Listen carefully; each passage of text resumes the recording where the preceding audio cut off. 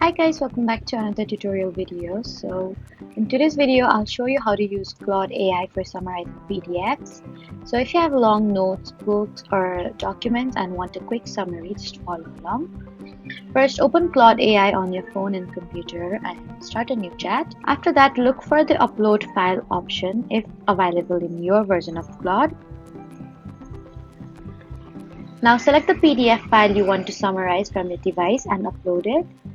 Once the file is uploaded, type a simple prompt like summarize this PDF in simple points or give me a short summary of this document. Claude will then read the PDF and generate a clear summary for you.